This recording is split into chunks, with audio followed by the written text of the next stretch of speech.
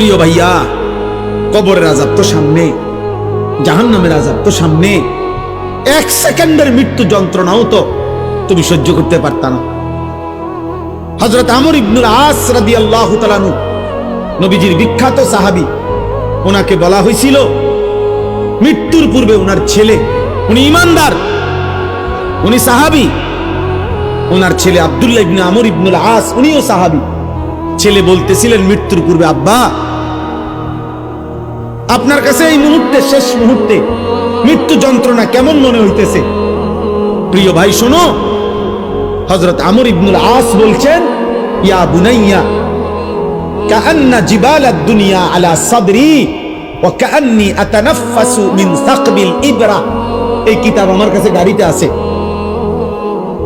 ওয়া জাআত সাকরাতুল মাউত বিল হক, এটাই কিতাবের নাম। আমার কাছে একটা আরবি কিতাব আছে, এই কিতাবের নামে এটা। এই কিতাবে লিখছে হযরত আমর ইবনে আস বলে, পুত, এই বাপ সন্তানকে বলছে, বাবা রে, আমার মনে হচ্ছে কাআন্না জিবালাদ দুনিয়া, দুনিয়ার সমস্ত পাহাড়গুলো আমার বুকে চাপ দিয়ে রাখছে। কাআন্না জিবালাদ দুনিয়া আলা সাদরি, মৃত্যু যন্ত্রণা আমার মনে হচ্ছে দুনিয়ার পাহাড়গুলো আমার বুকে চাপ দিয়ে রাখছে রে ফুল। ওয়া কাআন্নি আতানাফফাসু মিন সাকবিল ইবরা, আর আমি যেন এই পাহাড় চাপা অবস্থায় আমি যেন সুইয়ের ছিদ্র দিয়া, সাকবিল ইবরা, সুইয়ের ছিদ্র দিয়ে আমি যেন একটু একটু নিঃশ্বাস নিতেছি।